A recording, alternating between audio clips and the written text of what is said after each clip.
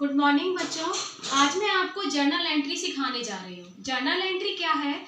जब भी बिजनेस में कोई भी ट्रांजैक्शन होते हैं जिसमें मुद्रा का आदान प्रदान होता है, रुपया आता और जाता है, तो उसको सबसे पहले जिस पुस्तक में लिखा जाता है उस पुस्तक को रोजनामचा या जर्नल बोलते हैं। तो जर्नल में हम कैसे व्यवहारों को लिखते हैं वो मैं आपको सिखाने जा रही हूँ। इसका क्वेश्चन मैंने आपकी PDF मैंने आपको भेज दी है, उस क्वेश्चन के अकॉर्डिंग मैं आपको आंसर सॉल्व करा रही हूँ। पहला क्वेश्चन है, पहली लाइन है जिसमें प्रेम प्रकाश ने 50,000 रुपए से व्यापार प्रारंभ किया।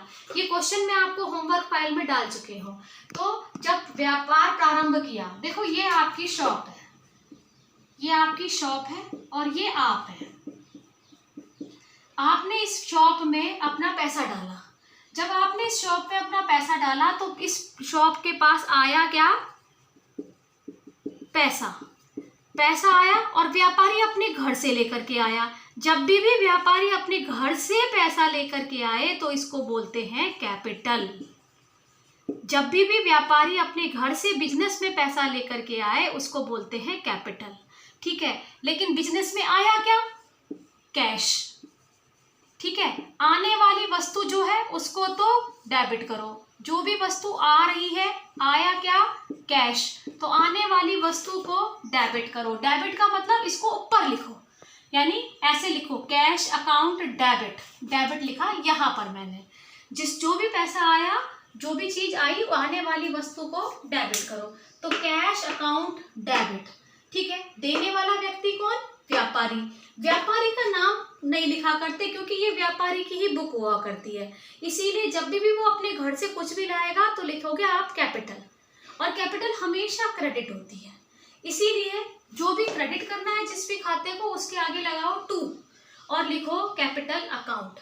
इस एंट्री को जब आप पढ़ोगे तो ऐसे बोलोगे, cash account debit to capital account. जो डेबिट अकाउंट होता है उसको ऊपर लिखते हैं, जो क्रेडिट अकाउंट होता है उसको नीचे लिखते हैं। क्रेडिट के साथ 2 वर्ड लिखते हैं, डेबिट के साथ ऐसे कॉर्नर में डेबिट DR लिखते हैं। ठीक है, ये डेबिट वाला अमाउंट डेबिट में डाल दिया, क्रेडिट वाला अमाउंट क्रेडिट में डाल दिया। डेबिट के सामने डेबिट वाला अमाउंट, ये क्रेडिट के सामने। जितना ये दोहरा लेखा प्रणाली है, जितना अमाउंट डेबिट होगा उतना ही अमाउंट क्रेडिट होना अनिवार्य है। ठीक है, ये पहली एंट्री हुई। धीरे धीरे और समझ में आ जाएगी। सेकेंड जो एंट्री है वो है कि नकद माल खरीदा। अब माल खरीदा, ये दुकान है आपकी। ठीक है, इस दुकान में आपके पास आया क्या? माल। आया माल, गया क्या? पैसा। देखो बच्चों, जब माल आए यानी आप जब खरीदो तो इसको आप बोलते हो परचेज। ठीक है, पैसा जो गया उसको बोलते हो आप कैश। रूल क्या है? आने वाली वस्तु, अब ये वस्तु होती है, माल वस्तु होती है, तो आने वाली वस्तु को डेबिट करो। तो यानी आपने परचेज अकाउंट को डेबिट किया। कैश भी एक वस्तु होती है, जाने वाली वस्तु को क्रेडिट करो। तो ये गया क्या? पैसा। तो पैसे को क्रेडिट किया, यानी क्या लिखा आपने? To cash account.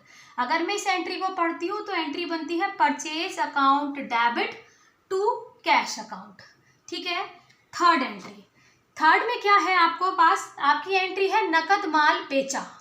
ठीक है, नकद माल बेचा। तो बेचा, अगर किसी वस्तु को बेचते हैं तो आता क्या है? कैश। गया क्या? माल। अगर माल बेचते हैं, जब माल खरीदते हैं तो उसको परचेज बोलते हैं, ये हम पढ़ चुके हैं। जब माल बेचते हैं तो हम उसको बोलते हैं सेल। तो आया क्या? कैश, इसीलिए कैश अकाउंट को डेबिट किया। तो कैश अकाउंट को डेबिट, जो आने वाली वस्तु है उसको डेबिट करो। गया क्या? माल। माल जब बेचते हैं तो उसको लिखते हैं सेल, जब खरीदते हैं तो बोलते हैं परचेज, इसीलिए एंट्री बनती है cash account debit to cell.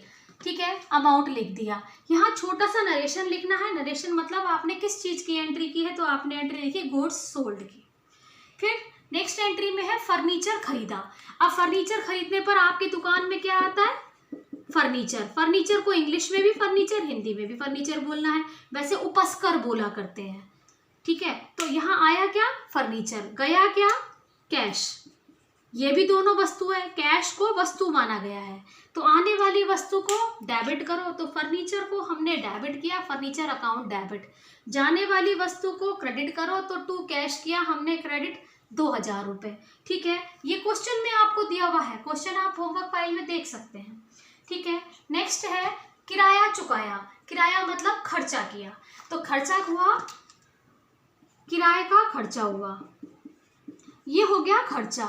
तो खर्चों को डेबिट करना होता है, वास्तव में जाता क्या है, कैश, तो कैश को क्रेडिट करना होता है, इसीलिए एंट्री बनी rent account debit to cash account.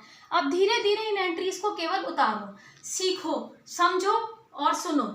एक दो बार वीडियो को देखो, आपको धीरे धीरे एंट्रीज करने आ जाएगी। हम इस टॉपिक को एक थोड़ा लंबा समय चलाएंगे, जब तक आपको एंट्रीज नहीं आएगी। ये एंट्रीज आपके 11वीं क्लास के अकाउंटेंसी की नींव है, आपको धीरे धीरे सीखनी अनिवार्य है। ये एंट्रीज नहीं आई तो आपको कोई और लेसन नहीं आएगा, इसलिए बहुत अच्छे से सीखना, धीरे धीरे सीखना। आज मैं आपको 5 एंट्री करा रही हूँ, फिर इन सब के बाद इस पर्टिकुलर के कॉलम के बाद आपको इनका टोटल करना है। ऐसे टोटल करना है, डेबिट का जितना टोटल आएगा इतना ही क्रेडिट का आएगा, और इसके नीचे 2 लाइनें खींच देनी है। इस टोटल लगाने की प्रक्रिया को कास्टिंग करना कहते हैं। इस टोटल लगाने की प्रक्रिया को कास्टिंग करना कहते हैं। तो आज जर्नल एंट्री का टॉपिक हम शुरू कर रहे हैं और आपको इतना काम करना है। थैंक यू बच्चों।